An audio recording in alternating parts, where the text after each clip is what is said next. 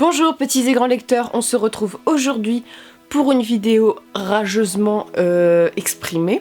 Alors j'ai changé d'appareil photo, j'espère que ça se voit, parce que sinon ça sert à rien que j'investisse. Donc voilà, j'espère que l'image est mieux, que vous voyez mes boutons en HD, voilà. Et on va commencer tout de suite par une vidéo qui n'est pas du tout joyeuse. Je suis très en colère, mais je vais rester calme et vous parler calmement d'une lecture où je me sens terriblement seule. Mais seule au point que quand j'ai fini cette lecture, j'ai regardé les avis parce que j'étais frustrée. J'ai pas du tout aimé. Et la terre entière a aimé ce livre, sauf moi. Donc voilà, si ça vous est déjà arrivé, n'hésitez pas à le dire parce que c'est horrible comme situation. Et je voulais vous parler de ce livre parce que la déception était telle qu'il faut que j'en parle. Alors, exprimez-vous au contraire si vous pensez que ce livre est bien ou pas, voilà, expliquez-moi votre point de vue sur la chose parce que moi ça a vraiment pas marché et je vais vous parler de A Court of Mist and Fury de Sarah J. Maas. Alors comme vous savez, j'avais adoré le premier tome, vraiment j'avais beaucoup accroché, surtout l'anglais j'avais trouvé accessible, tout, j'avais adoré le livre, et le tome 2, tout le monde m'a dit facile, il est génial, même la vendeuse de Waterstone m'a dit il est trop bien. Et j'ai commencé ma lecture et j'ai fait oh putain, ça se passe mal. Alors, ce livre, c'est une réécriture de La Belle et la Bête, du moins le premier tome. On avait fini le premier tome sur une formation de couple. Voilà, je me suis dit bon, on va suivre l'histoire, ça va être bien, tout. On nous a cassé les couilles avec ce couple-là pendant un tome. Voilà, c'est bon, on a fini. Et bah non. Dans ce tome-là, la meuf, elle retourne sa chemise. Voilà, alors je vais vous expliquer ce que je n'ai pas aimé dans ce livre. Voilà. Vous verrez plein de vidéos qui vous diront « Oh, c'est trop bien, c'est génial !» Alors moi, je vais vous expliquer mon point de vue. La chose essentielle qui m'a vraiment marquée, c'est le fait qu'au début, je pensais que la trame était bonne dans le sens que le personnage masculin qui s'appelait Tamlin était le prince qu'on avait développé dans le premier tome, était beaucoup trop autoritaire, sage, voilà, il était avec des défauts. Voilà, on ne peut pas l'aimer ou on peut l'aimer, mais on nous a quand même cassé les roubignoles pendant un tome. Bah, pas mes roubignoles parce que j'en ai pas, mais si vous en avez, voilà. Pendant un tome, on n'a pas arrêté de nous dire, voilà, c'est le grand amour, machin, voilà. Et là, dans le deuxième tome, il y a un mec qui se pointe. Et l'autre a dit « Oh non, en fait, je n'aime plus Tamlin, j'aime celui-ci !» Je déteste les gens qui changent d'avis comme de chaussettes. Et ce qui n'a pas été dans ce livre-là, c'est que ce livre-là se base sur un peu du fanservice. En clair, il se base sur les clichés de ce qu'une jeune fille peut être attirée chez un homme. Et ça m'a vraiment saoulée. Vous imaginez pas comment ça m'a saoulée. En fait, le portrait de Rhysand, je crois qu'il s'appelle, a été tellement grotesque pour moi, tellement cliché, que ça m'a totalement dégoûtée du personnage. Et comme le personnage est là pendant les 3/4 du livre, voilà, ça, c'est un peu embêtant. Alors, ce qui m'a pas plu, c'est qu'il est décrit comme un brun mystérieux, c'est le roi de la cour de la nuit, je crois. Voilà, vous voyez, ça commence déjà, les cheveux longs, le visage pâle, voilà. Je me suis dit, bon, d'accord, c'est un vampire, comment ça se passe? Et au début, il nous est décrit comme un personnage assez caractériel qui est décrit comme un méchant. Mais en réalité, c'est un gentil parce qu'il a un bon fond. J'étais mais mon Dieu, c'est quoi ce truc? C'était cliché sur cliché. Le mec super beau, brun, machin, mystérieux. Le gars c'est un bon fond. Le mec qu'on nous a saoulés dans le premier tome, en fait, il est méchant. Voilà, c'est lui le méchant. Mais j'ai fait, mais c'est quoi ces ficelles tellement tirées? J'étais mais choquée de ma lecture.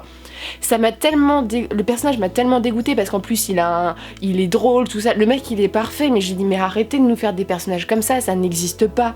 Faites-nous des personnages caractériels, faites-nous des personnages qui sont insupportables, des gens, des véritables personnes. Là j'ai dit mais le mec c'est le prince charmant, c'est quoi? Il va chercher Cendrillon?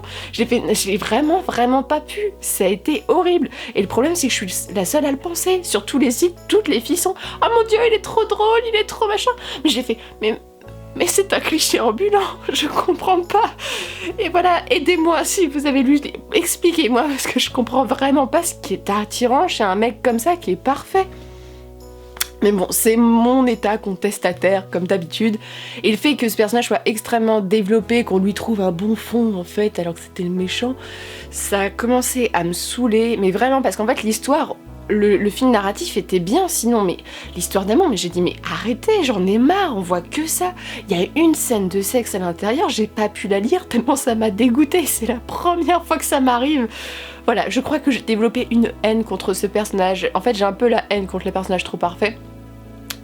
Et voilà, en fait, il a pris des caractéristiques. Voilà, c'est un peu un mélange de plein de personnages que j'aime bien, mais le tout fait que ça fait un personnage insupportable pour moi. Et sachant que j'ai un peu de mal avec les deuxièmes arrivées dans les livres, on va dire que c'est le premier arrivé, le premier servi. Quand on développe tout un tome sur une histoire d'amour et qu'on la déconstruit totalement, voilà. Et le pire, c'est qu'à la fin, on nous dit que Tamlin c'est le grand méchant, que c'est un connard, machin, alors qu'on nous a fait chier pendant un tonne pour nous dire que c'était l'homme de ta vie. Alors là, j'ai fait ok, bon, ça aurait été sympa, mais moi, Tamlin, j'avais rien contre lui. J'aime bien les caractériels parce qu'il était pas parfait comme personnage, il était même con, il faut dire ce qu'il est, parce qu'il était anti-féministe, tout ça, mais ça faisait partie du personnage. Et l'autre, c'est chevalier sur son cheval blanc, donc j'ai dit c'est quoi cette opposition presque manichéenne. Et à la fin, il y a un de mes personnages préférés, je sais plus son nom, c'est celui qui avait le masque de renard, qui prend il prend une décision qui va au contraire de ce que notre personnage pense, et j'ai vu sur les chroniques que c'était qu'un connard qui savait rien à la vie, mais j'ai fait mais non, il a juste sa position. Et en fait, j'ai l'impression que l'auteur a voulu tout contrebalancer par rapport au tome 1. Et pour moi, ça avait plus vraiment de sens. Et il y a plein de gens qui ont pris le parti là, alors qu'on sait même pas comment ça va se développer. Et ça m'a vraiment gênée. En fait, voilà, j'ai eu un gros problème avec le personnage masculin, qui est peut-être un personnage parfait pour vous, sûrement, mais pour moi, ça a été un dégoût total de ce personnage. Et j'ai pas compris les réactions de Fer ici, vraiment pas, vraiment. Et je me sens un peu seule à penser ça, parce que c'est horrible la situation dans laquelle je suis, parce que c'est une série que j'aimais beaucoup, tout le monde dit que c'est génialissime, et je me retrouve avec un deuxième tome que j'ai vraiment peiné à finir. Alors la fin du deuxième tome promet des choses, mais on sent la suite, on sent la trahison à la suite, ce genre de choses. Donc voilà, c'était original, mais en même temps, ce cliché masculin littéraire est tel que moi ça me dégoûte, vraiment. Je trouvais qu'il avait pas de fadeur à force d'avoir tellement de clichés en lui. Et malheureusement, dans ce genre de livre roman, si le personnage masculin ne plaît pas, ça peut pas marcher. Je lirai le troisième tome parce que bon, il en a plus qu'un tome. À ce que j'ai compris, Sarah Jima, ça fait beaucoup de triangles amoureux. Vous savez que je déteste ça, et ça fait partie aussi de pourquoi j'ai pas aimé ce livre. J'ai une haine contre les triangles amoureux.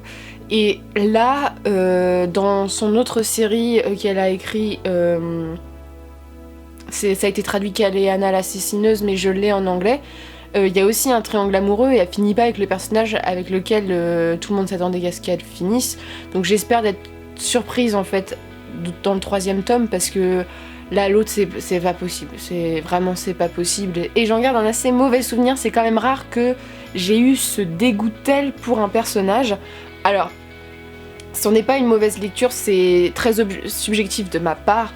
Je pense pas que ça soit un mauvais livre en soi, mais pour moi ça a été la catastrophe, vraiment. Et voilà, moi je vous le recommande pas, mais ne prenez pas forcément mon avis en compte, sachant que je ne suis pas du tout prince charmant et paillette, voilà. Donc sur ce, c'en est tout pour cette critique qui va être totalement méli-mélo. Et n'hésitez pas à me dire si vous avez lu ce livre, ce que vous en avez pensé, que ça soit positif ou négatif, il faut que je comprenne. Il faut que je comprenne pourquoi vous avez aimé ce livre et moi je l'ai pas aimé. C'est nécessaire pour que j'avance maintenant, parce que j'ai fait un véritable blocage sur ce livre. Ça a failli me causer une panne de lecture. J'ai jamais eu de panne de lecture depuis je lis depuis mes 15 ans, ça m'est jamais arrivé. Donc, il y a quelque chose qui s'est passé. Quelque chose de grave pour moi dans ma vie de lectrice, et j'avais besoin d'en parler. Donc n'hésitez pas, comme d'habitude, à partager votre avis, et je vous souhaite malgré tout de très bonnes lectures et une très bonne journée.